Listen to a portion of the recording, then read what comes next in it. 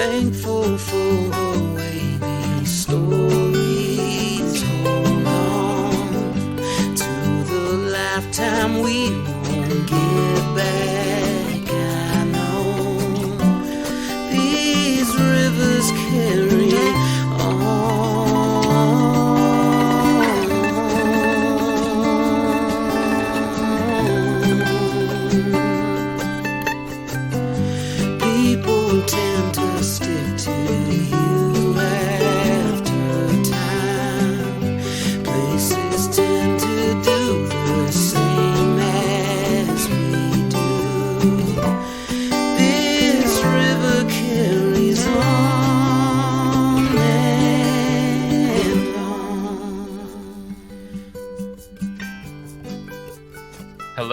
welcome to Kankakee Podcast, where we talk about the people and places of Kankakee County.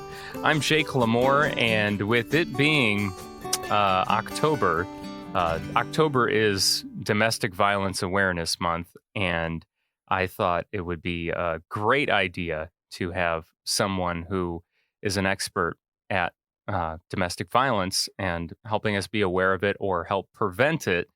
And also, I feel like this guest would have come on anyway because she's a big supporter of the podcast. So I'm happy to welcome Jenny. I always mess up your last name, and so does everyone else. I know I'm not the only one, but give it your best. Okay. Schoenwetter. Yes, perfect. Yay! All right. That applause is more for you than me. Actually, it's for you. Welcome. It's so great. Thank you. Great to be here. It's so great to have you here, and I want to say thank you for all the support you've given the podcast.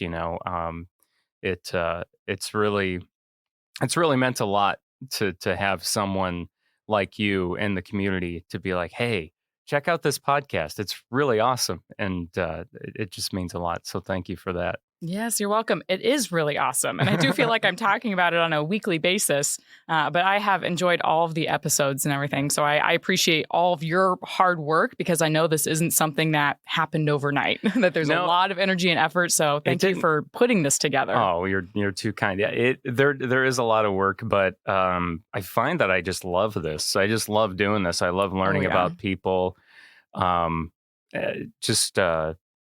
I love history. I've always loved history. So, and not that every episode is historical. Obviously, this one is not historical, but I love getting to know new people in the community and learning that, hey, they're doing something really, really awesome, really supportive. And it's just good to sit down and have a great conversation with someone. Yep, and I think that's exactly why I love it too. I'm not a native of Kankakee County, but I've lived here for about 10 years or so.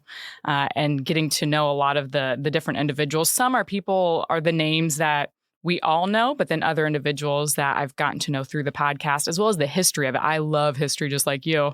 I know a quick funny story about that. I was at an executive director's breakfast for the Community Foundation and Chamber of Commerce, and I met Veronica from the Historical Society for the first time ever there. And I heard her voice and was like, I know that voice. And it took me a while to place it.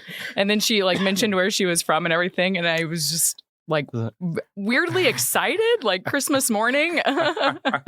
That's awesome. So I guess I want to take a quick survey since you're here. What's been your favorite episode? Oh, goodness.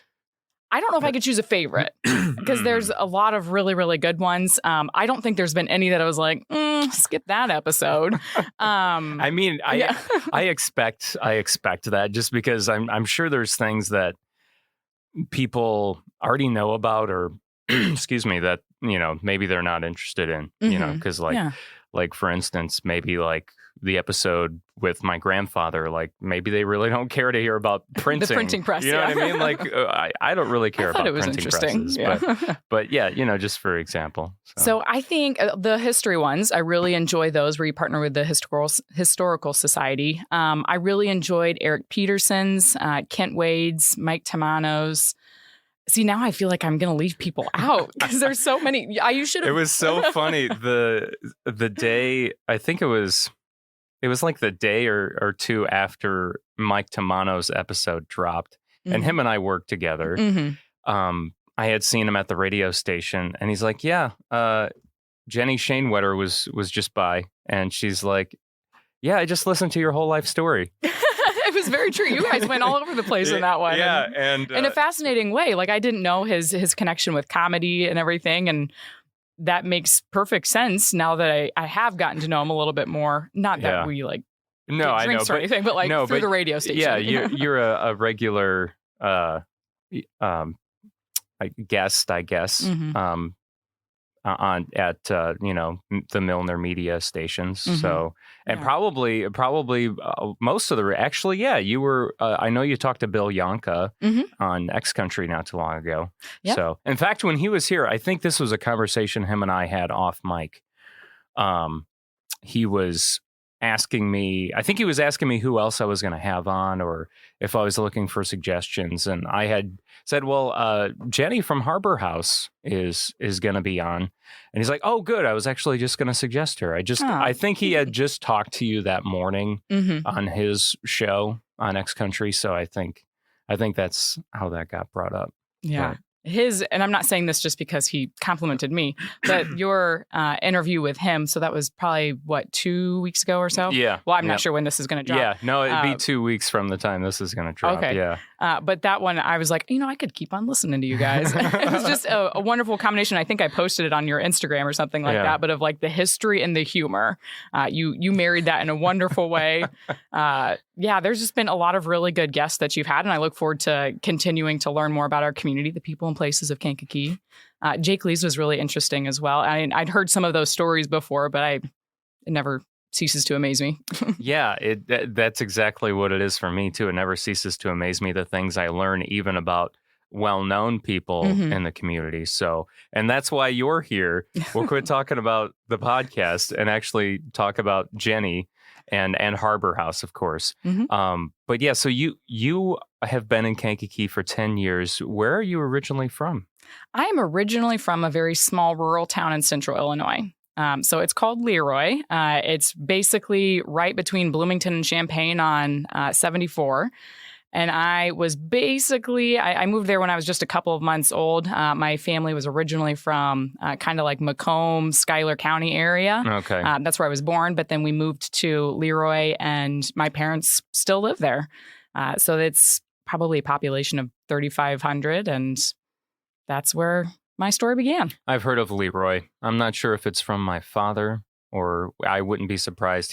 My dad goes on these tractor rides all over the region. I don't know if you've ever these just like rides down to Leroy in a tractor. Well, so a bunch of farmers in their spare time, they like to collect antique tractors.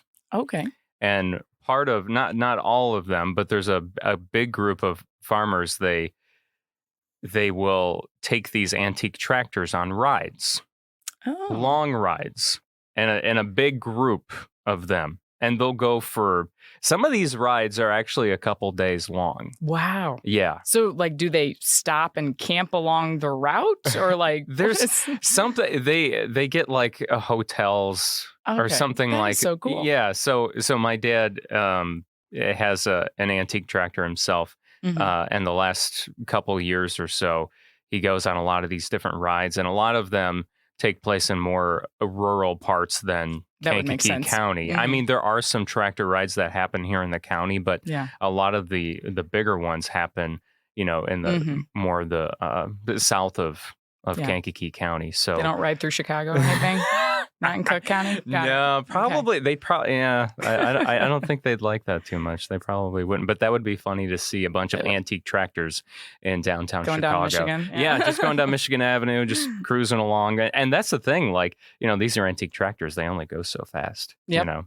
So probably all of 10 miles per hour. I'm not sure how fast his goes, but long story short, the name Leroy does sound familiar. From Leroy, the tractor Illinois. rides. Okay. So what brought you to Kankakee? Was it working for, you're still relatively new to Harbor House. Yes, it's been 3 years. 3 years. Yeah, it was 3 years in August. August 20 was my anniversary date. I originally came to the area for college. So I remember when I was a junior in high school or something like that, you get to that age of doing all the college visits, figuring out what's the next big step in my journey, all of those fun details. And I had looked at quite a few different schools. And at the end of the day, I was like, I'm going to have a good experience no matter where I go, because it's what you're going to make of it. And I just knew myself well enough that I'm like, it doesn't matter if I go to state school, private school, anything like that. But I'm very close to my grandfather. So much like you. Yeah. We both have that kind of special relationship, which was why I enjoyed that one so much too. Because I'm like, I could kind of imagine. Well, I did that in a way. I actually helped him write his memoir.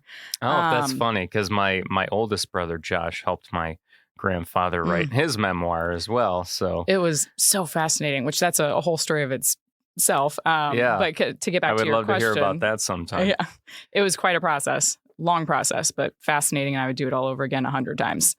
But I was very close to him and very close to him still. He's living. I actually just saw him yesterday. He went to Olivet Nazarene College at the time and graduated in 1958. He and my grandma actually both went there.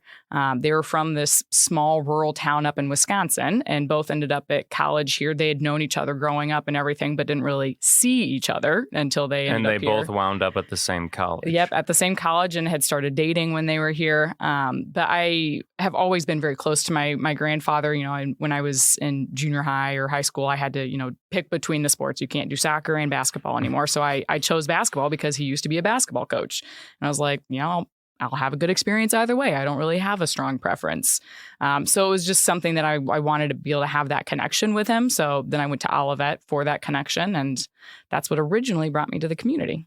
Okay. Wow. I always talk about Olivet, whether it's, I don't know if I've talked about it much on the podcast, but I was asked the other day about Olivet and how the community feels about Olivet, And I said, well, no matter how you feel about Olivet Nazarene University as a resident of the county, you can't deny that they bring so many incredible people to the table, whether it's just for the 4 years or better that they're at Olivet Nazarene University, or they end up staying here and living here like yourself. Yep. So, and I bet, do you know if your grandparents ever considered settling here? I mean, of course, Bourbonnais was so different in the 50s than it was now. They did live here for quite a while. My oldest uncle was born here. Okay. And so they graduated college. Well, my grandfather did. My grandmother didn't complete her bachelor's degree here. She later did that, I think, over at Western Illinois University, and then she got her master's there as well. But they had started their life and family and career here. And then I don't remember, I didn't know I should have brushed up on my grandpa's autobiography before coming. I guess you should have, yeah. But they eventually ended out in like the Macomb area where I was later born, where my dad was born. And my parents then first started out there. That's such a far Macomb and Bourbonnais. It's quite a stretch. It is. And I'm trying to remember. I know that he did insurance for a while. He also used to work at a chicken hatchery. His full-time career, once he got more into it, was school administration.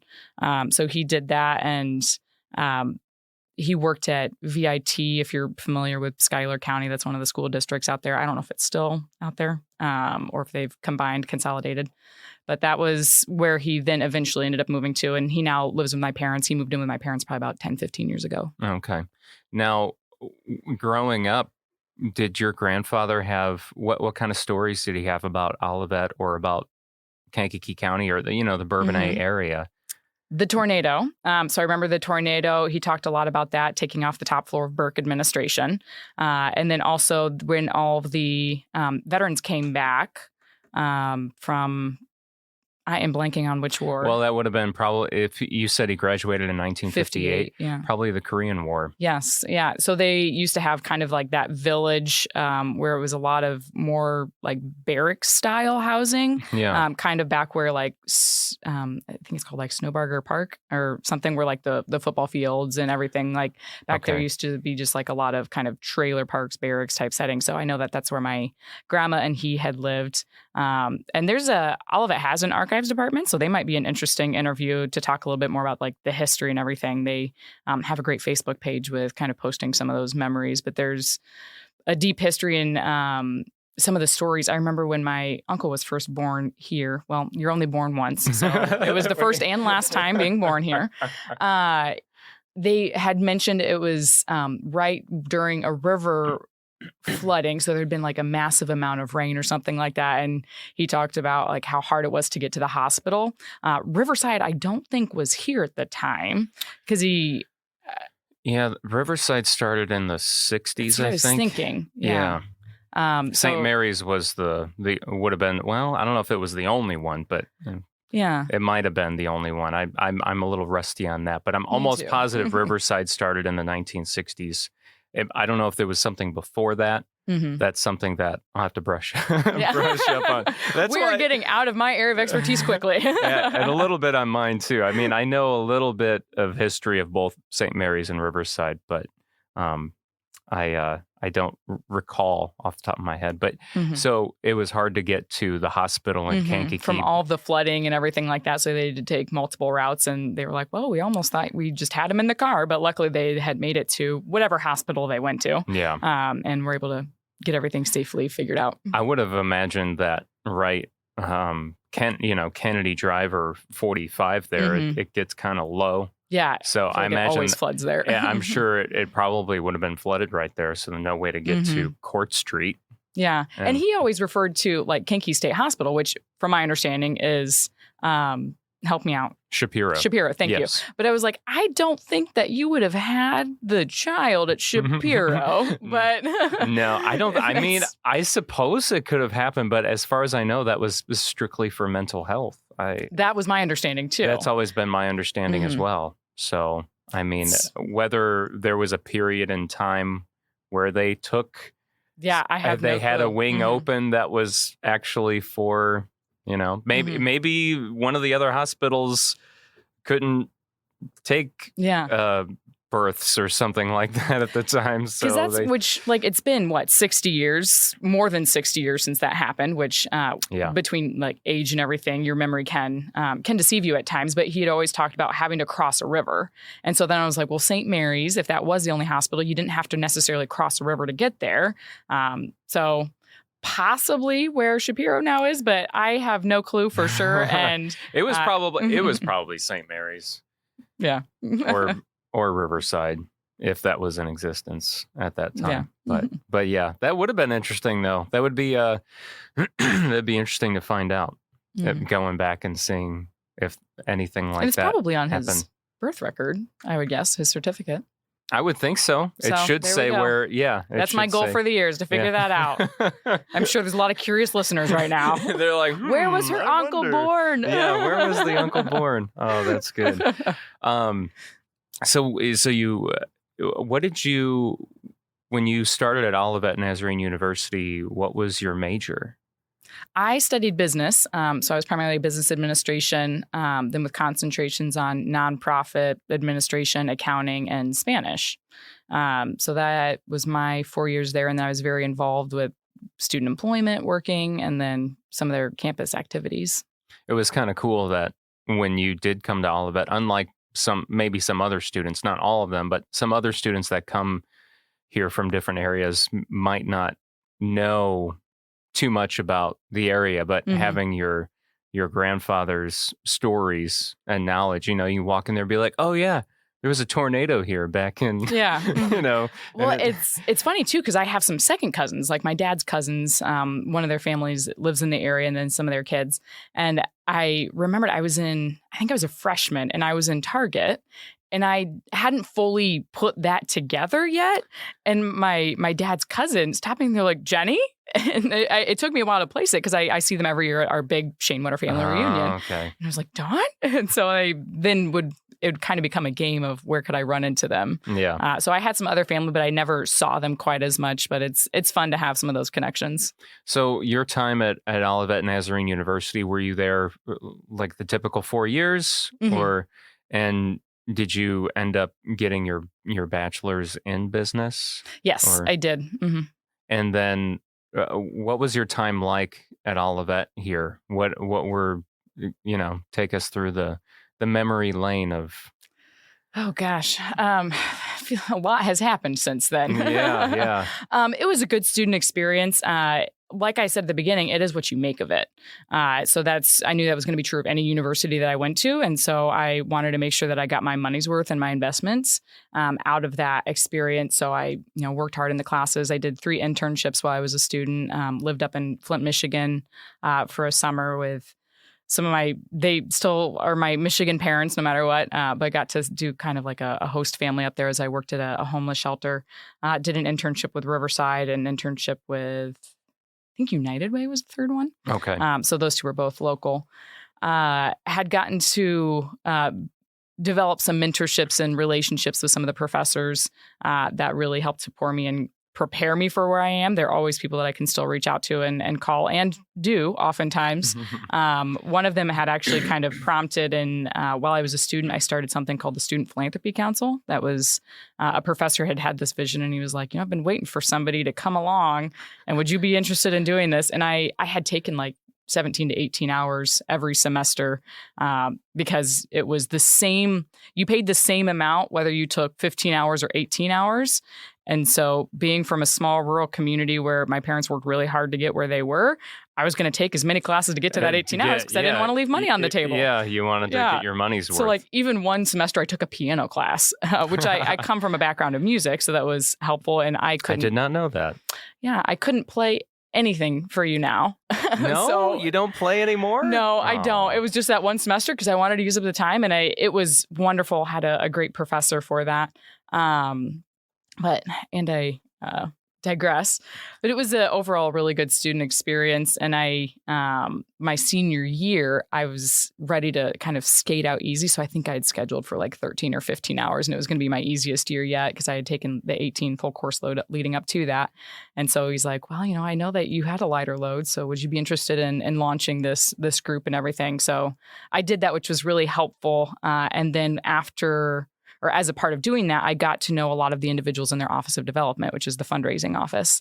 And in doing that, I kind of identified some of the gaps within the team of just some things of like, these are some areas that you could focus on to strengthen it, whether that's young alumni giving or I'm trying to remember what all it was. But I'd identified 4 focus areas that I then met with their director of development, I think it was, and then vice president of institutional advancement. And I said, here's where your gaps are, and here's where I think I can solve them for you if you hire me.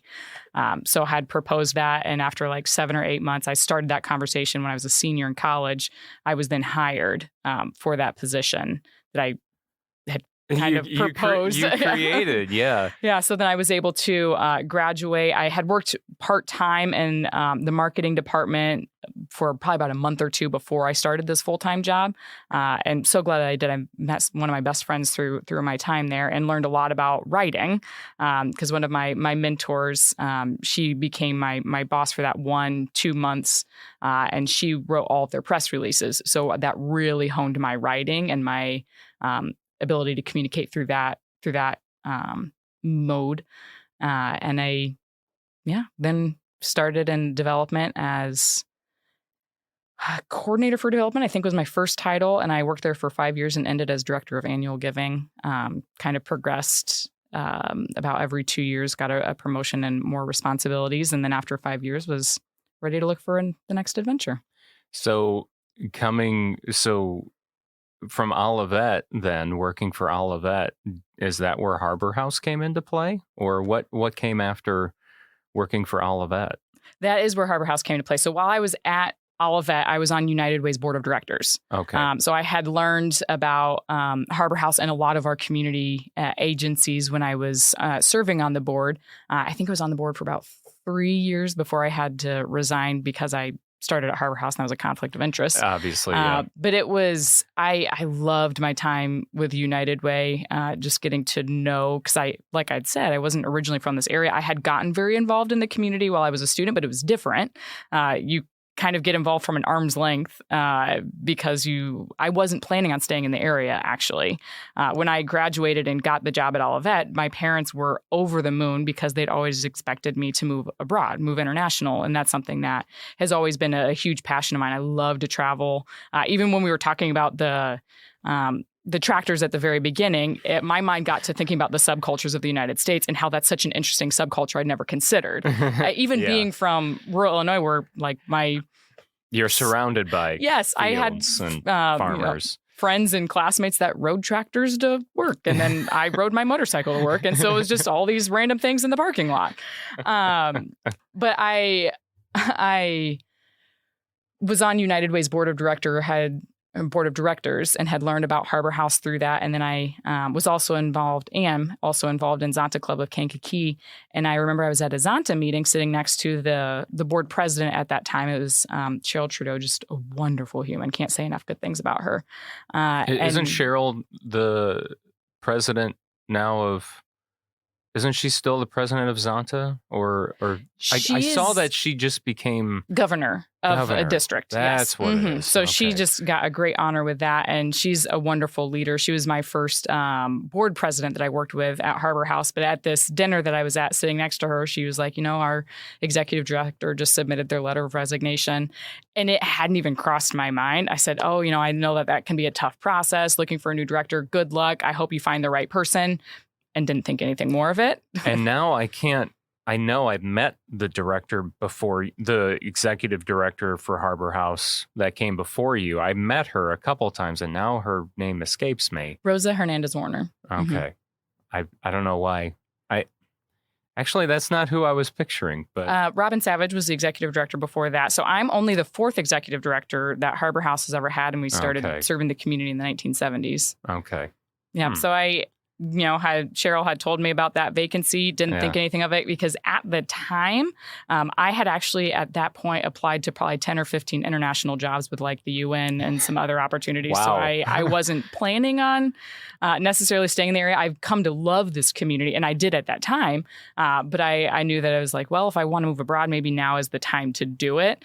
But with only 5 years of fundraising experience and none of like the social services, because I've never taken I think I took one social work class in college, and that was a class that Houston Thompson was teaching, and I can't even think of what it was. But that's not really where my world has been. It's been more on the business side, so I hadn't really been qualified for some of those international positions that I was applying for. But then I had a lot of people approach me about the Harbor House job. One of my mentors, Yvonne Chalfon, she kind of kept on nudging me. She's like, just think about it. I think you'd be really good, and it fits with my personal mission. So I was raised by a very strong mother, very strong parents, and they instilled that social activism, that doing right. So although I'm from a smaller family, I only have 2 biological siblings, but I was raised, our family was a foster family. So there were always at least 2 to 3 other people in the house. There was at one point in time a survivor of domestic violence and her children. My mom woke us up in the middle of the night and said, grab your laundry baskets. We're moving her out and she's coming home with us. Wow. So I had been exposed to a lot of that.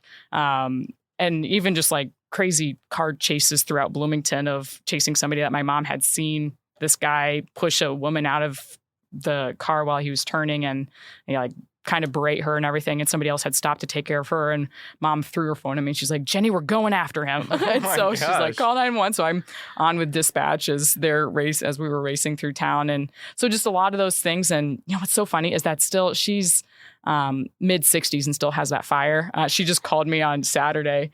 And she's originally from Springfield. She was visiting her mom, and she's like, I just saw this guy start to do something. And so I whipped my van around, and I called Jenny because it was like, she's the only person who would be able to tell me what to do and all that. But she was ready to go take on this person that was bothering these other individuals. And she just can't stand for any kind of injustice. And so when you're raised with that, it's something that you definitely internalize. And my parents set wonderful examples of what it looks like to be active in the community, to be a difference maker, to care for individuals who have a different story than you, have experienced trauma that I am so fortunate I never had to experience. That, yes, we had our struggles and everything, but it is far easier than what some other individuals have had to face. So it was, I joke with a lot of my people in my life of how I was prepared for this job before I even realized it. It sounds like it. Yeah, that's so. It's really funny to hear the stories about your mom. And we're going after him, get in the car. We're going to go chase And him she's down. so funny. There was one time she went camping with her girlfriends that I don't remember where exactly they were at, but there was this couple that was driving through the area, and they got out of their car in this random location. Like, it wasn't even at a campgrounds. I think it was like in somebody's yard out in rural central Illinois. And they had like witnessed all this. I think that he may have hit her and everything. And my mom went sprinting towards them, grabbed the keys from the ignition as they are on the other side of the car, and then starts running back. And then the guy starts chasing my mom because my mom said, "You are not going to get away with that here. That's not okay what you're doing," and everything. And now that I have a lot more domestic violence training, I would recommend other avenues and maybe safer ways. I was going to say, I mean, these stories are great, but I'm sure it's not like, so this is what you can do when you encounter domestic violence. It's like, actually, don't do that. Yes. Like, I love my mom. I love her to death, but don't do that. This is a wonderful teaching opportunity. Yeah, that's but true. She like threw the keys ahead because there were all the other women that were then behind her of like, "Kathy, what the heck are you doing?" Like, of course she's going to go be Kathy and, save the world as she can. Yeah. But my mom threw the keys ahead to everybody else and like yelled at them to call 911, and she just faced down this guy. And I was just like, it is not okay to treat somebody like that, and you will not get away with that. And they know all of the law enforcement in our area.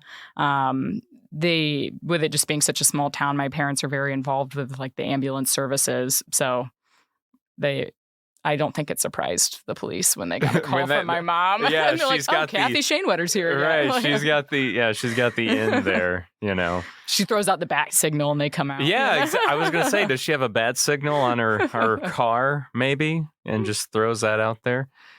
So you yourself haven't done anything like that, I would imagine. Well, only because I was drug into it with her.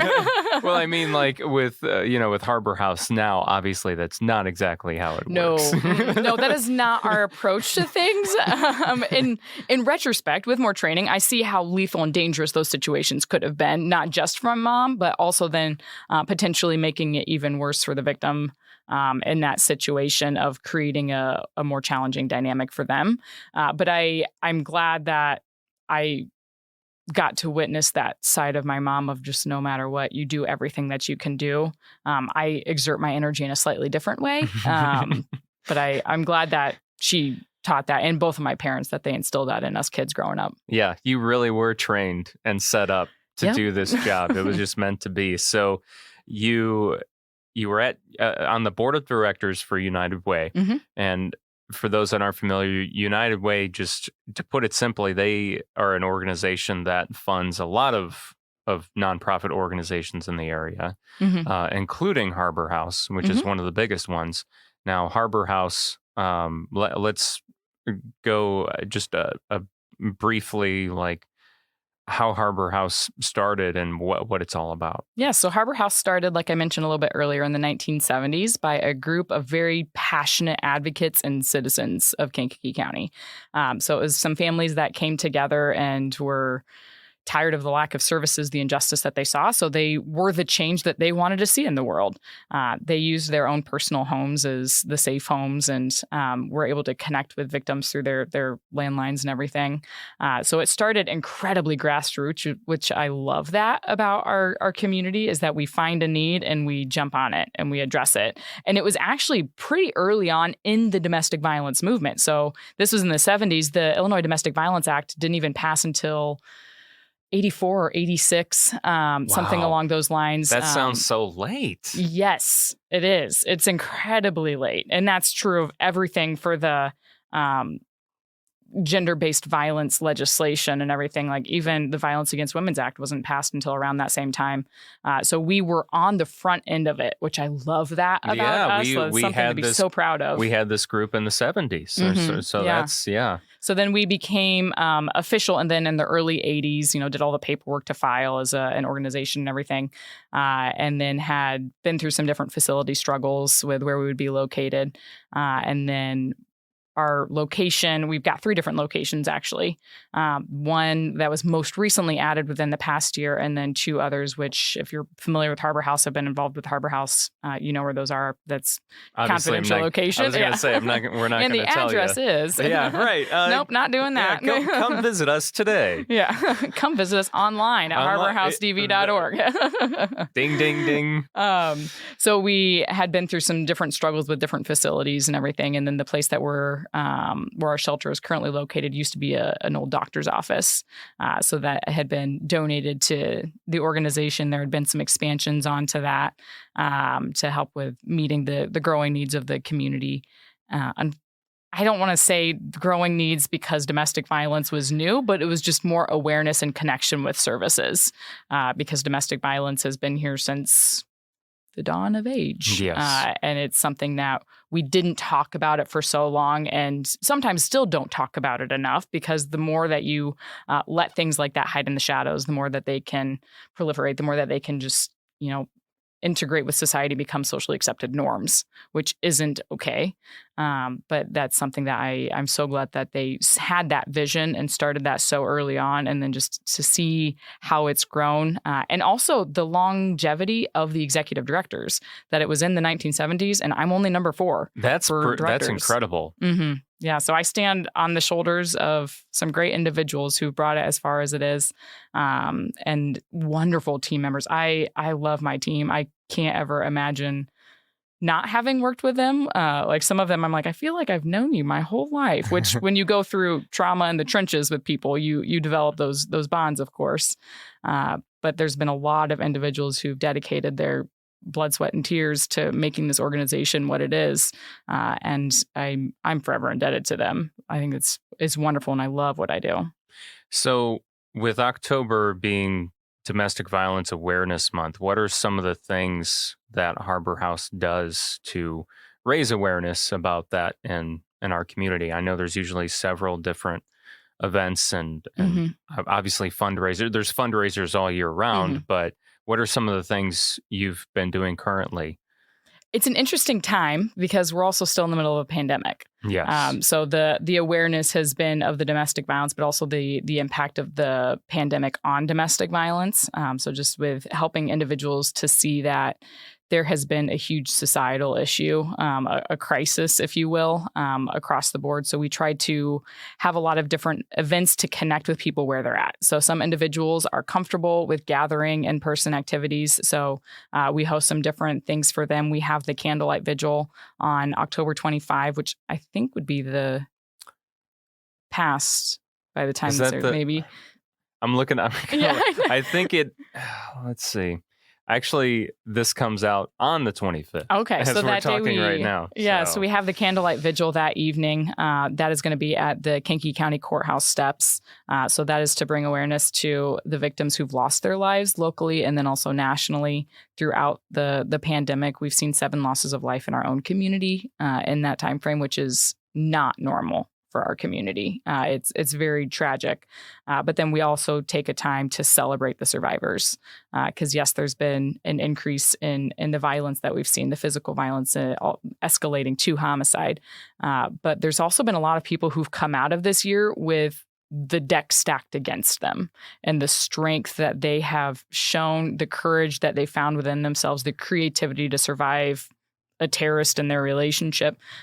We want to make sure that we call that out and that we celebrate all of their hard work and energy and efforts, and also making sure that individuals know that if this resonates with you, that if you've been through this, if you're going through this, continuing to make sure that people know about the services.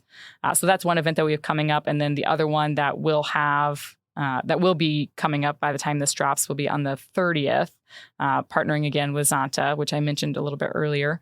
We have the Empowerment Walk. That's an annual event that they host in support of survivors of domestic violence as well as Harbor House. So we're going to be out at the Kankakee Civic Auditorium, Governor Small Memorial Park, to do a different kind of empowerment walk. It's more going to be stations based with different themes for each station, such as, signs to watch for, how to help a friend, services available, in our own community, that you don't have to travel somewhere else for it, and that everything is nice and local and free and confidential. So helping to talk about that. But then we also have some series that we're doing through Facebook. So for individuals who don't want to gather in person, we do twice a week, sometimes 3 times a week, an educate advocate video. So we go in depth for about 5-10 minutes on one specific topic. So, for example, I did our very first one, and I talked about domestic violence in our community. So I gave some statistics of the numbers that we've seen increasing. Even with our courthouse, the judicial system, they have seen their numbers skyrocket. Same thing with law enforcement, that this has been a big issue. We've answered 6,000 hotline calls since the pandemic has started. Oh, my God. Our numbers are outrageous, but at the same time, I'm so glad that people are reaching out, because I would be more concerned if we didn't see that. Yes. Yeah. Mm-hmm.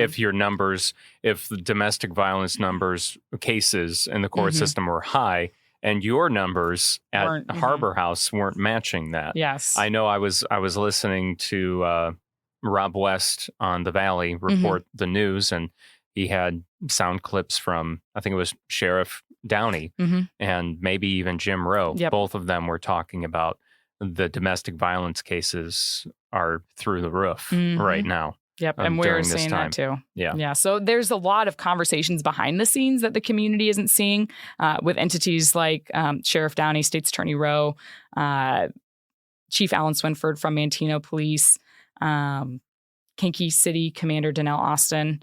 With law enforcement, he oversees investigations. Some really exciting projects that we're all collaborating on to try to address this. So one, very much on the beginning, is called the Domestic Violence Task Force. So how can we collaborate even better as law enforcement, prosecution, and advocacy organizations to better address the domestic violence that we're seeing, making sure that survivors can get connected to resources, and also that we're holding abusers accountable for what they're doing, for all of the harm that they're causing, and just the threat to community safety. Like, a lot of people, when you think of domestic violence, you think it's a family issue. It's something that happens behind closed doors, like you don't talk about it. And that's, I think, more so of probably our grandparents' generation, maybe a little bit our parents' generation, but we're seeing it change with us of, you might think that it doesn't impact society, but it has that direct connection. 54% of mass shootings, the root cause is domestic violence. It's starting as domestic violence and then permeating into different situations that it didn't have to kill all those people if you had addressed this one issue. And then it also costs our economy $3.6 trillion to address this social issue. And then that's not even thinking of the kids that are impacted. It's estimated about 10 to 15 million children are exposed to domestic violence every year. And domestic violence is a learned and a chosen behavior. Kids are seeing that in their homes, or friends' homes or other family members' homes. It's being reinforced through society. Think of all of the music that is about harming somebody, the movies that we see that normalize it, that aren't calling that out. And so all of that is playing a role into continuing down this trajectory that we can't keep going this direction. Our community cannot withstand it. And our community is better than this. Like, we have a wonderful community, and some advocates have come out of the woodwork that I am so blessed to know them, that they've come alongside, and, a lot of individuals through our Community Commission to End Domestic Violence. That's another new project initiative that we launched, that it's empowering the community to get involved, because it's not just on, Sheriff Downey, on Chief Swinford, on State's Attorney Rowe, on me or my team. Because if it's only up to us to do something and to change it, right, it's not going to happen. It's hopeless. Right, Yes, all of us can help. Yeah, all of us can help. To as little as to much as we can. Everyone can do their part. And I'm curious, like, when it comes to working with, the Kankakee County Sheriff's Department and things like that, when they come across cases, do they give you a call? Is that how that works? I mean, or because obviously some of these survivors or these victims, they need a place to go. I know sometimes they contact the victim, obviously will contact you directly, of course, in a lot of cases, but do you get calls from the area, police agencies and things like that? It depends on the situation. Okay. But that is something that with the local departments, we have been working really hard over the past year and a half to close that gap, to make sure that we're getting connected to the survivors that need those services. So some of our departments will kind of give us a heads up, sending us some of the police reports of here's somebody that you need to talk to if they qualify for your services. So then we'll reach out to that survivor and just see how they're doing. We are not associated with law enforcement. Wanted to make sure that you're okay. Is there anything that you need? Here's some free services available, whether it's our services or something else in the community that we can connect them to. That's been an initiative that we launched probably about a year and a half ago. Pandemic has, slowed everything across the board. That I think we all thought we could get a lot more done this past year than we did. But we're working to continue that and to grow it, to expand it to more of the departments, because it's helping to make sure that survivors know the services. And if they don't want services, that is completely okay. We just want to make sure that they know that there is something available to them if that's something they want at that time. And then also empowering law enforcement. We do a lot of roll call trainings. So we're in most of the local departments at least once a quarter to help educate our first responders on what it's like to be walking into a domestic violence situation, which I praise all of our law enforcement that are walking into those situations, because the dynamics of domestic violence are so different than almost any other crime. It's a lot more emotions driven. It's a lot more, it can escalate quicker than most other things, as we have already seen. Yeah, it's completely different from walking into a burglary, a drug bust, or any of those. It's so different. Yeah. So we make sure that we're always a resource to those departments. And we've built some wonderful relationships over the past year and a half. Well, actually longer than that. That's something, I'm standing on the shoulders of people who came before me, and those doors were opened with that. And so it's just continuing to take care of those relationships and make sure that we're meeting not just survivors where they're at, but also law enforcement, EMS, prosecution, everything like that, because we're all coming at this trauma with our own baggage, with our own exposure, with our own misconceptions of what it's like. Maybe we were raised in an abusive home, or maybe we never experienced it. Maybe our family judged somebody who was in a situation like that. Yeah. So kind of breaking those down. Now that you bring that up, what are some of the misconceptions about domestic violence? How much time do we have? I'm just kidding. Yeah, I mean, that's so I can just touch on some of the myths that we see. Yeah. So one of them is a question that probably drives me most insane when I get it is, well, why don't they just leave? It must not be that bad if they don't leave. There's 100 reasons why they don't just leave. Number one, it is the most dangerous time. When somebody is preparing to leave an abusive relationship, that's where, if it were to escalate to homicide, it is most likely going to be at that time, because everything about domestic violence is power and control. Yes. The abuser is trying to gain all of the power and control over their partner, whether that is a spouse, a dating partner, in a caregiving relationship. When you think of elder abuse, parent-child relationship, everything like that is, even roommates, that can fall under domestic violence too, with that shared intimate dwelling. So with that power and control slipping away, the abuser is going to do everything they can to get it back. So when they think about leaving, the survivor is thinking through all of these different dynamics. They're thinking of all of the threats they've received up to that point, that fear of retaliation. Maybe they've threatened to harm their pet, or to kill their pet, or to say, you will never see your children again. And think of all the financial components too. If you were to leave, where are you going to go? How are you going to get there? How are you going to pay for that? If you've got multiple kids and you're thinking of getting another apartment, do you think you're just going to find it overnight? How are you going to afford it, especially if there's been economic abuse, which happens in 99% of abusive relationships? Then how, maybe your resume looks messy because your abuser didn't allow you to work, or maybe your jobs are short stints because they ruined that time at your work by calling and harassing you at work, or making sure you had a huge fight right before you went into work, so you were not composed, and that affects your work quality and everything. So those are just, a couple of the reasons. And when I do trainings, I can talk about this for 30 minutes alone. Yeah. It's just all of the barriers that survivors face. So the reason that they don't just leave is because it's far more complicated and you're undervaluing how lethal that situation is and the resources that are available to them. If they don't know about Harbor House and they're trying to figure this out on their own, they're probably isolated from their family and friends. So that's one less resource that they might have, and they're trying to figure it out on their own. And maybe even cultural pressures, religious pressures, divorce is a sin or something like that, which that's a whole other conversation. You're right. There's, as you're pointing out, there's so many different variables in this situation. And so when it comes to, I'm sure there's many cases where you actually obviously help the victim leave. Help them actually leave. Like everyone's always talking about, why don't they just leave? And I'm sure that's something you, obviously Harbor House helps them with. Yes. So how do you help them with that? And I'm sure it can take days, months, weeks. 7 to 9 times. To finally get that person out of that situation. So how do we do it is we listen.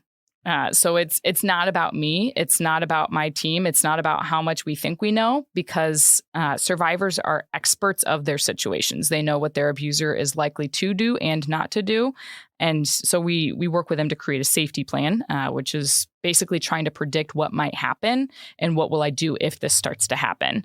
So if you start to see that there is an argument, can you develop a code word system with somebody in your life that you text them orange? Okay. And they know to get help there right away, or that you alert the neighbors, hey, if you ever see or hear anything weird, can you just reach out and call the police or something like that? But creating a safety plan of, okay, so when you're going to go, what are you going to take with you? Where are those items? Can you store those items in a different location? Where are you going to go? How are you going to get there? If you only have one vehicle, can you save money in a secret Uber account to Uber away? Or can you arrange that somebody come pick you up when you know that your partner is at work, or whatever that looks like? And then thinking of the where are you going to go part, do you have family or friends or something like that you can stay with? Or is Harbor House a good option for you?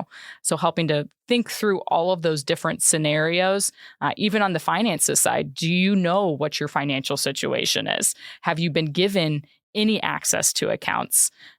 Because that's a huge part of it that we see, is that individuals don't have any control of their money. And that creates a lot of complications of you can't pay for a hotel then, or it creates a very easy tracking method, because they can look at their hotel bill and see like, oh, they're just staying over at Hilton Garden Inn or Quality Inn or something like that. So that's something of what our team is looking like. And also understanding that it's their choice whether they want to leave or go, because survivors are having to make a lot of very hard decisions about the rest of their life.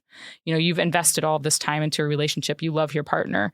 The abuse wasn't always like that. It escalated in time. There are good memories. There are those inside jokes. There's all of that history. And that's what makes it really hard to leave. Yes, because you love them and you know that deep down they probably love you. They're just not showing that, and they need help. And even that promise of change. An abuser, we hear that all the time, just in the cycle of violence and that honeymoon phase. I'm so sorry. We can do couples counseling, which, side note, we never recommend couples counseling. That's a very dangerous situation. Interesting. Mm-hmm. Why is that? Because somebody's holding all the power and control and forming that narrative in a counseling session. So if you think of a victim and an abuser, do you think the victim's just going to come out and say like, oh, yes, here's what they're doing. They're gaslighting me. They're making me feel like I'm crazy. They are, isolating me from my family and friends. Whatever they say in that setting, they will have to pay for. They cannot speak freely in that. And oftentimes abusers are incredibly manipulative, and they can control even law enforcement. People that we think are the best trained in that, they're very slimy is the word that comes to mind. But they can control what that other person's perception is of the situation and of what's going on. So what do you oftentimes set up or suggest doing?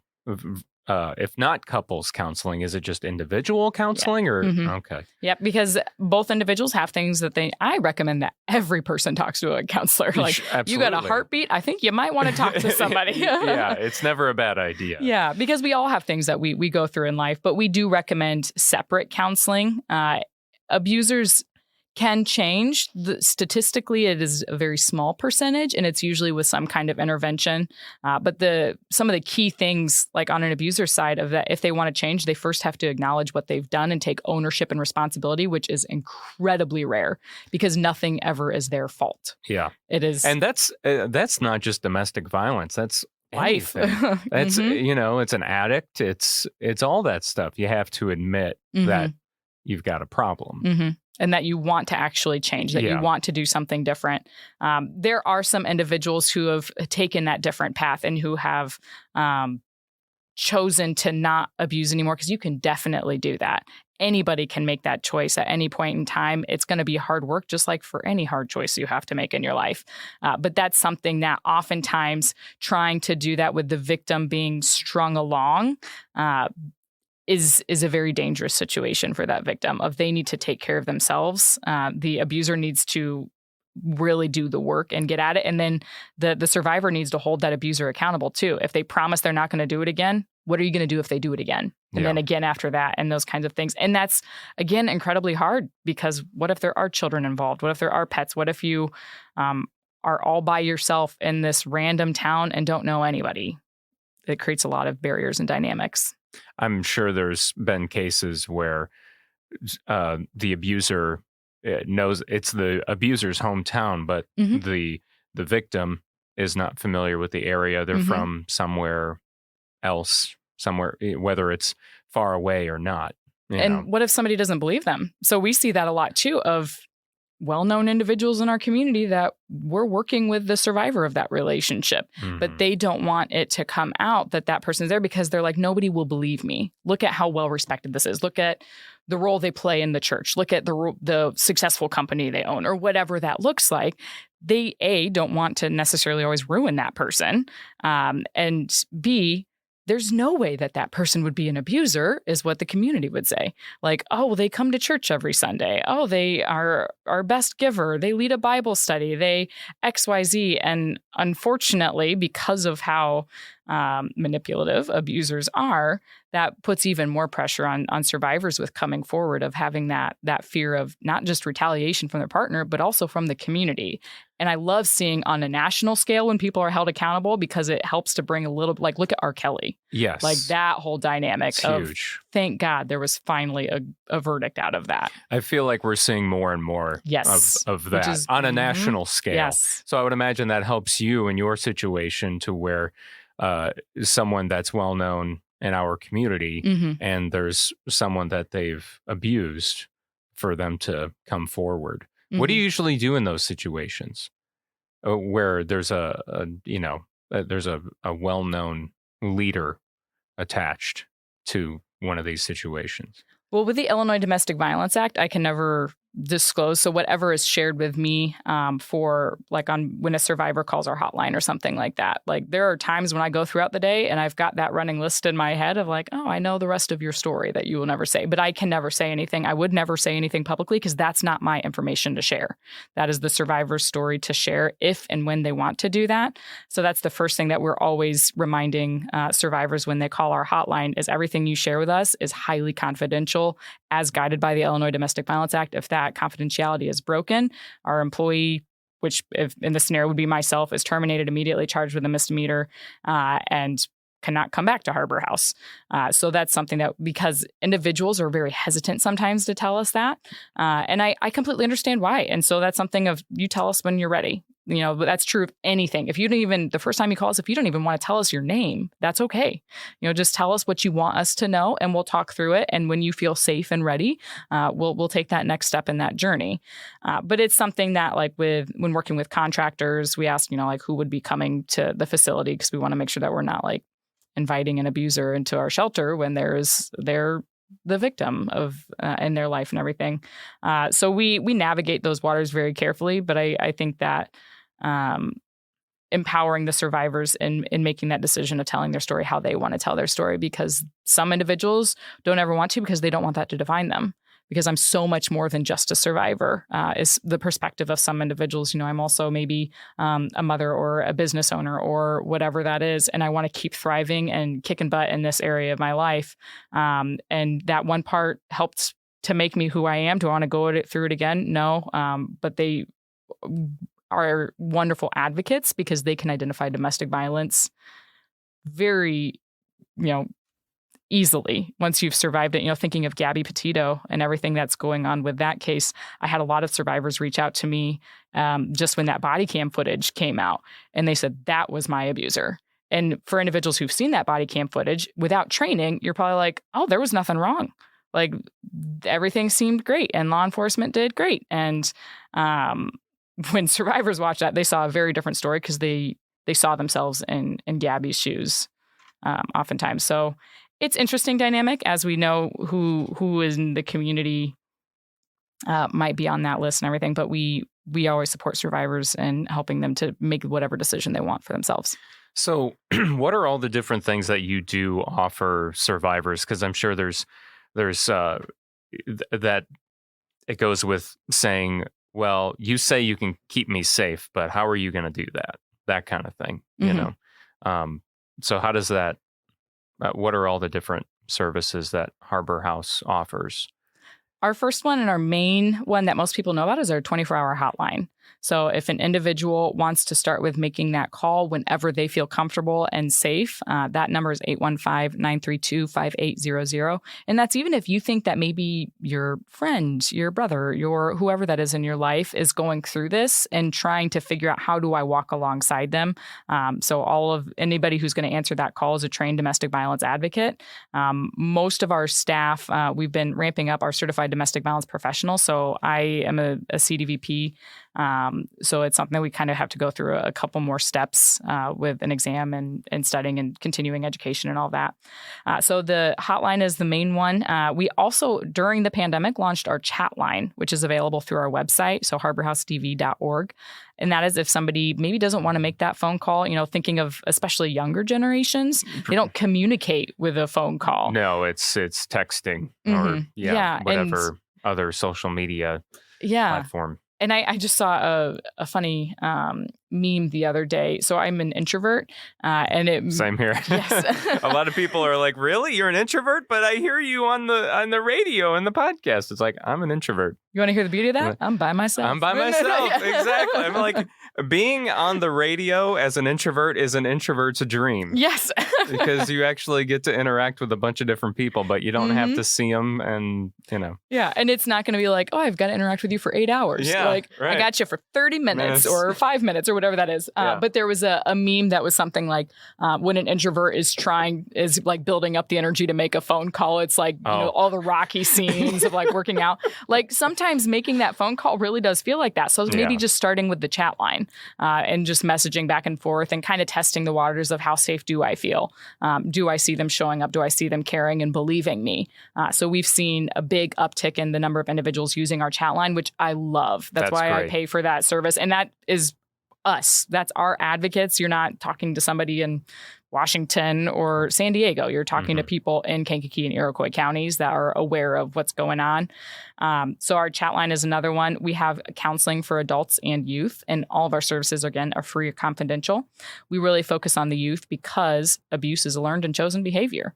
So if you really want to break that generational cycle of violence that we see, then that intervention for kids is critical. And we have fantastic youth counselors that I watch what they do, and I think there is no way that I could ever do that. And that's true of all of our counselors and advocates. Something that Jim Rowe, I don't mean to interrupt you, but something that State's Attorney Jim Rowe had said recently that was published in the Daily Journal, and I think you know exactly what I'm going to say, is he said, "How are the children?" And that really resonated with me, thinking just about my own life and my own son, like thinking, how are the children? It starts with, everything starts with the kids, you know, and so focusing more on the youth and how they're doing will better set them up for the future and not becoming an abuser or becoming a victim or whatever it might be. So that's 100% true. I think of a hotline I was just on recently where the survivor on the other end, she's like, I don't know when is right to leave. Like, is he really abusive? So we kind of talked through some of that. And she's like, well, he's a great father. And I said, well, I'm glad you think that.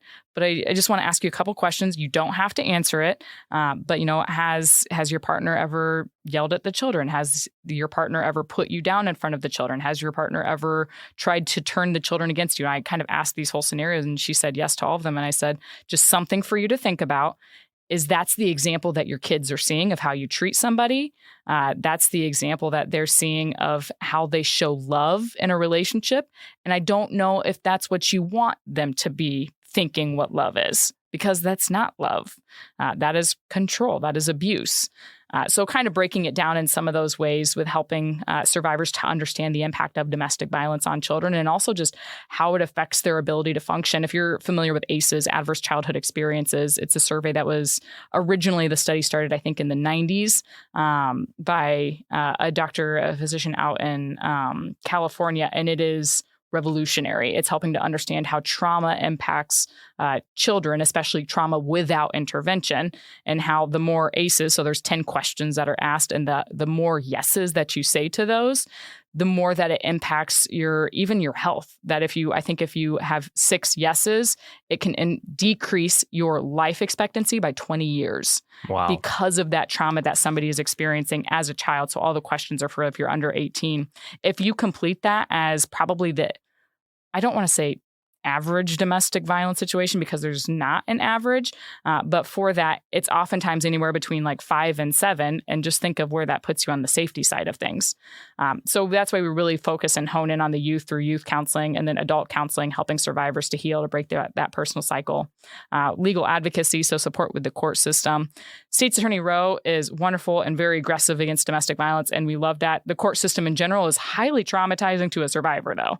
I would imagine. You're having to face your abuser, you're having to tell your story, and your story be critiqued and judged literally by a judge and other people. They all of a sudden have the right to ask you very personal questions of something that you're like, I don't even know if I wanted to do this. I'm just trying to move on in my life. So we can walk alongside survivors through that. And our legal advocates, they are wonderful. And I received a note shortly after I'd first started, and somebody thanked Harbor House for providing their guardian angel, which was the legal advocate. So I always say I've never been called a guardian angel, but our legal advocates are. They are, yeah. And then case management, so connection with community resources, emergency shelter. We've seen a big uptick in that. I actually just pulled some of our statistics for September alone, and we provided 424 nights of shelter, which was a 58% increase over fiscal year 19 September. So we've seen a lot of numbers. Huge. Yeah. It went from 269 nights to 337 in 2020 for September to 424. So we've just seen that steady increase. And again, I'm glad that people know that's a resource. We're also a pet-friendly and animal-friendly shelter.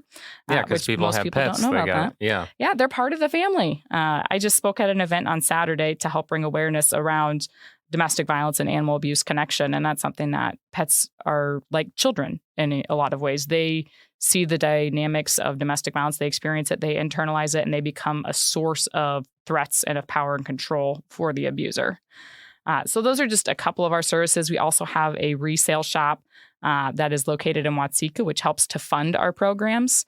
So that is such a wonderful resource to the community as well as to survivors. And Iroquois and Kankakee counties, I am so amazed at the donations that we get that don't just go to our resale shop, but also once things are there, if a survivor needs anything, we pull it off the shelves and we give it directly to them, whether that's clothes, housewares, whatever it is.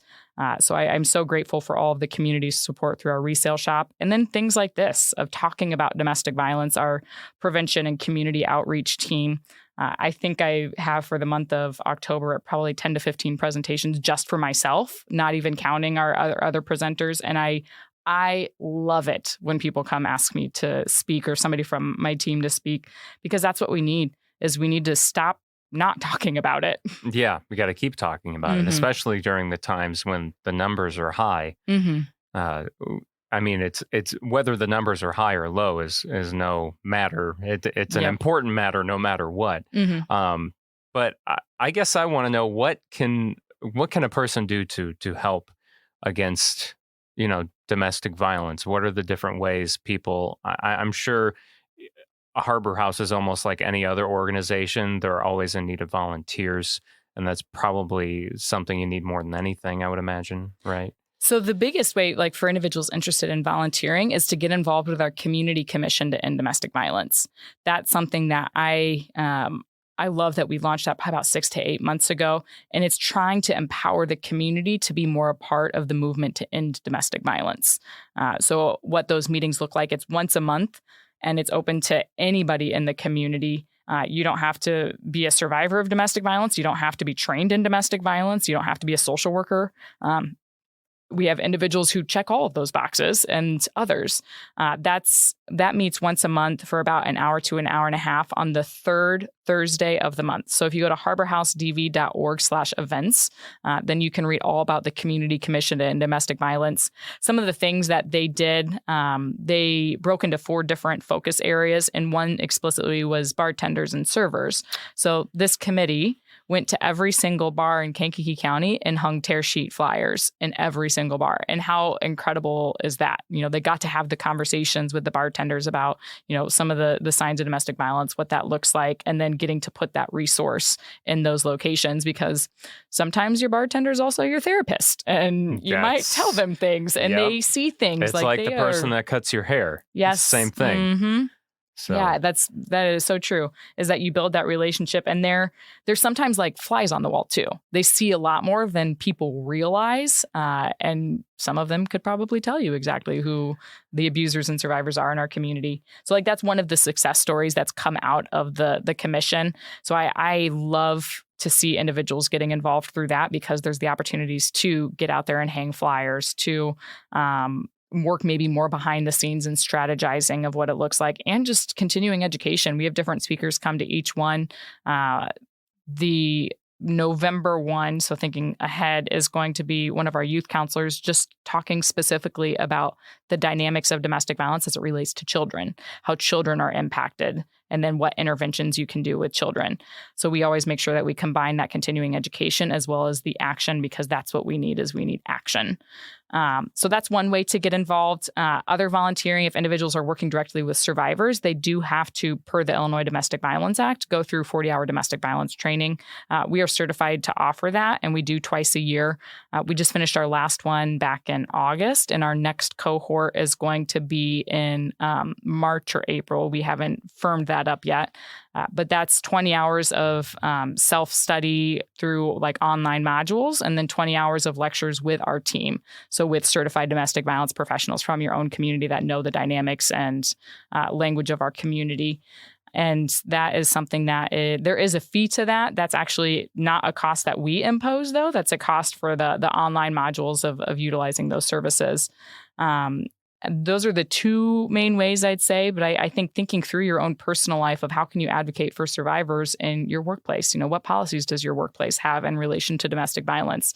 Thinking of your church. Has your church ever taken a stance against domestic violence? Has your pastor, your faith leader ever said from the pulpit that we are against this, and here's some resources available to you and some things to watch for, and really hold people accountable for their actions? Have they ever gotten additional training in domestic violence, or even have they ever had a conversation with me, with Harbor House, to know some of the different things like couples counseling? That's especially common in the church. And in some situations, that's great. If there's no abuse, that is, I think, a wonderful solution. But when there's that abuse component, it just turns into a very dangerous situation. So just thinking through in your own personal life, where can I hang tear sheets? Who can I get connected to this movement? Who needs to be thinking more about this and getting more involved? And if someone wanted to donate to Harbor House, how do they do that? So if you want to donate financially, you can always go to harborhousedv.org/give. Our community is amazing. I'm very active and involved in the Illinois Coalition Against Domestic Violence. I serve on the funding oversight committee for that and work with, assisting in other committees at the statewide level. And I love talking about Kankakee and Iroquois counties, because other people are like, they really do that for you? Like when I put out a request on our Facebook page, our community shows up in force, and I'm like, I don't ever need to ask for toilet paper again. I think like it's just we've got enough toilet paper for the next 10 years. Yes, like we have the best community, and seeing how individuals come out to support survivors through all those different capacities, donating is such a huge, wonderful one that I'm so appreciative of our community. Some things right now, current actionable items, we need gift cards. So we use gift cards as financial empowerment to help with healing from financial abuse. So whether that's gas to get to work or to get a car fixed or something like that, or going and buying something that you need a special pair of shoes for work or something like that. So like gas cards, $20, $25 amounts, Walmart, Walgreens, things along those lines. We give those out pretty regularly because we don't ever want the financial component to be a barrier or a consideration for somebody of maybe I can't do this on my own. Maybe I do need to go back. We want to make sure that they know that, nope, you don't, that's you, it's up to you, but there is support and our community is amazing and wants to help you in this journey. Yeah. Yeah. That's the money is always a huge, huge reason. So just know that that's something that everyone can help you with. And so. Our team, I love my team. I love talking about money and finances. And part of that is because I probably come from accounting and business background. Yeah. I work with a whole bunch of social workers and I love social workers, but I think that oftentimes we shy away from the money conversation. So I have quite a few of our counselors and advocates going through a financial social work certification right now with helping to combine that emotional and historical trauma of somebody's life with financial concepts of how do you marry those two, because you don't realize it, but how you spend your money is a reflection of your own trauma too. Oh, yeah. So like helping individuals to put together a spending plan, especially if you've never had one, which is also just what a budget is and everything. But sometimes when we say budget, survivors go back to that trauma of that's what they had to live in, was in these rigid guidelines of don't do anything wrong. So we say instead like, oh, well, let's put together a spending plan of how you want to spend your money. What are your values? So that's something that I love talking about money, and I love it when my team does too. Well, that's good. I mean, that's very helpful. So yeah, especially in domestic violence. Yes, exactly. Anything else that you want to highlight? I mean, I know this, once again, we could go on forever. There's so many different things to cover inside the realm of domestic violence.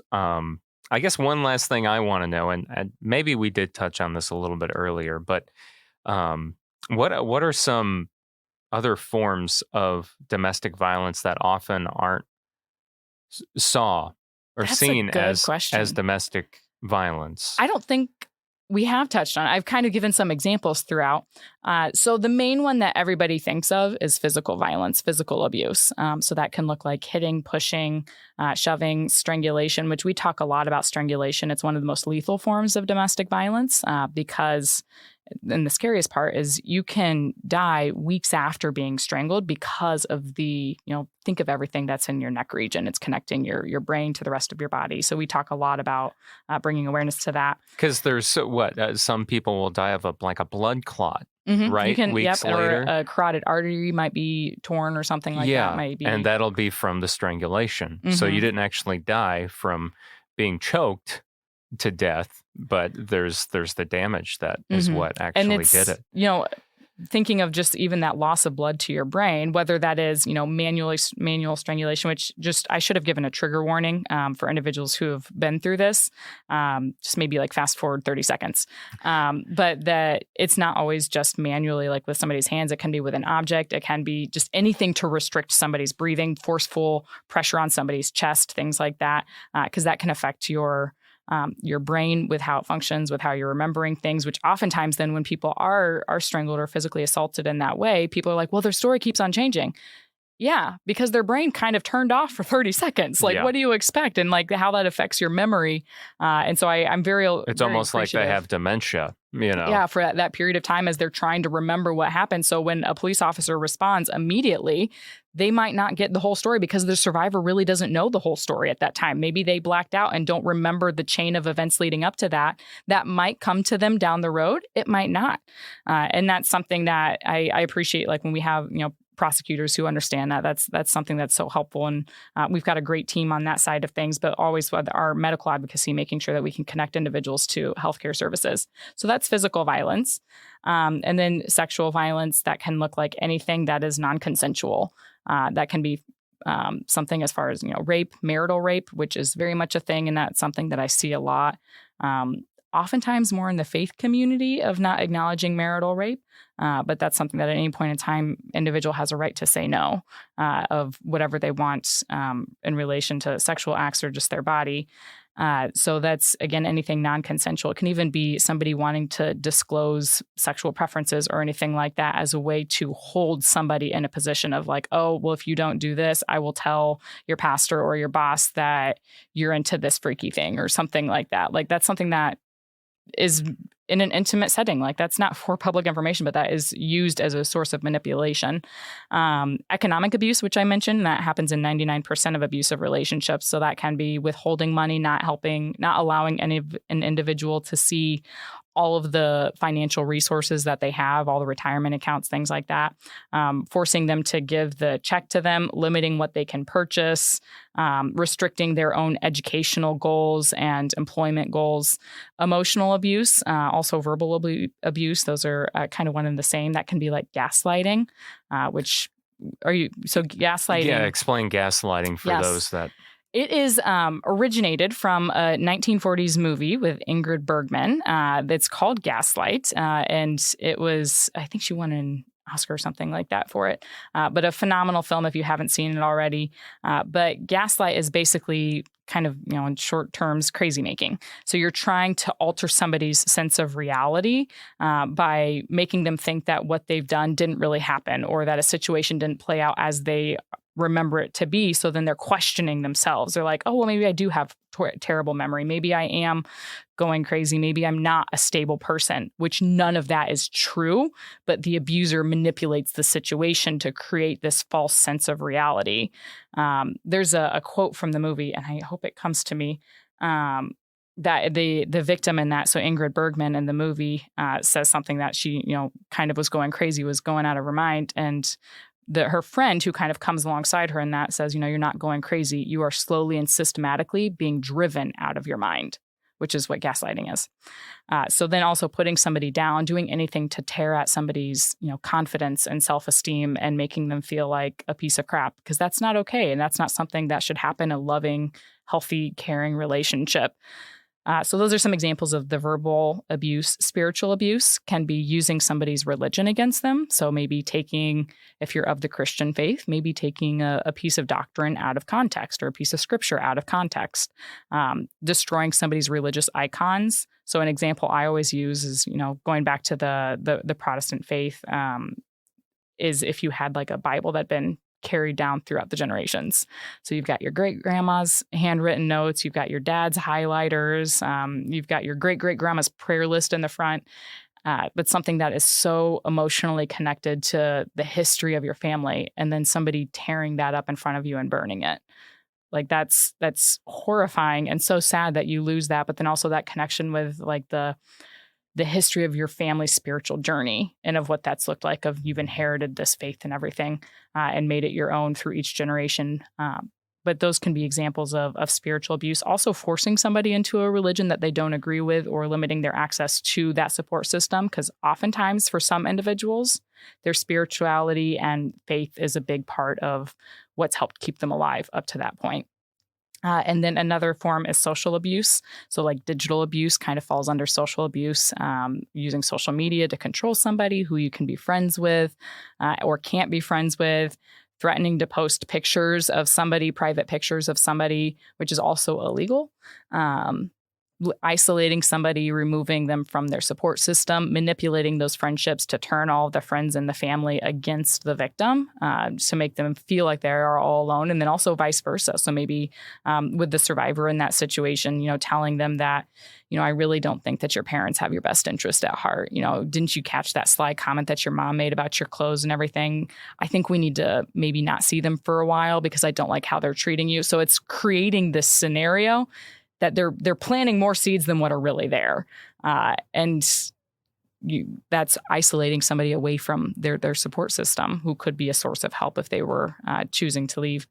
So those are the main different forms of domestic violence. So it's not just that physical, it's all of these components. And if you're listening to this and it's making you think of maybe somebody in your life or even yourself, I want you to know, first of all, you're not crazy, that you are seeing things more clear than you think so, but somebody in your life is trying to convince you of the opposite, and that you're not alone as you go through this journey. It is incredibly hard to leave an abusive relationship, to make the decision whether to leave or to stay, but it's not one that you have to make by yourself. And I think that hopefully by the end of this, you kind of see the heart of Harbor House, of that, you've got a whole team that's here ready to work for you for all of our free services, and that you don't have to walk through it alone, that you can do this because look how far you've come. Look at how much you've survived. No, this isn't at all what you planned for yourself. You never envisioned it would be like that. That's the definition of domestic violence. That's the cycle of violence. It starts all wonderful and it slowly escalates, increases. The abuse starts and it just keeps on going back to that honeymoon, to the breakdown in communication, and to an explosion back to honeymoon. But I think helping to start maybe doing some research on your own, give us a call, and we'd love to talk with you and do whatever you want to do. It's not about us. It's about you and your story and your goals. Yeah, I absolutely agree. Jenny, thank you so much. I can't thank you enough. That was very, very touching. And I want to say that, when I had talked to you a couple times about coming out, and you're like, oh, you must be really scraping at the bottom of the barrel. I'm like, what are you talking about? You really are. No, this is so important. And it's so important for everyone to understand a little bit more about domestic violence, and obviously what Harbor House does and what it actually offers. So there's so many important things that need to be said about it, and I'm really glad. I learned a lot today, so about Harbor House and actually just about domestic violence in general. So Thank you for that. Thank you so much for asking me and for your persistent asking to come on. I appreciate it and appreciate this opportunity. There's something about the longevity of podcasts that was like kind of where my fear was of like, well, once it's out there, it's out there. It's out there. Yeah. But you did wonderful. So thank you again. So harborhousedv.org. If someone needs the services or just has questions or they want to get involved in whatever capacity, they can go there. And anything else, Jenny? No, thank you so much for having me on. I am looking forward to all other podcasts as well. So keep doing your good work. And I just love this, getting to know the people and places of Kankakee. And we got a great community and a lot of great people for you to talk to. Yeah, just like you. Yeah. Just like you, Jenny. Thank you for I'll pay you $5 later for saying that. Thanks. Actually, I thought we agreed on 10, but that's okay. I'll let it slide. I only brought 5. Oh, man. All right. I'll take the 5. All right, well, that concludes this episode of Kankakee Podcast. I'm Shake Lamore. You can listen to previous episodes at kankakeepodcast.com or wherever it is that you get your podcasts. You can also sign up for our mailing list and learn how you can become a sponsor and so much more at kankakeepodcast.com. And also follow us on social media. Facebook, Twitter, and Instagram is at Kankakee Podcast. Thank you so much for listening. It truly means a lot. And our theme song is by Lupe Carroll. People tend to stick to you.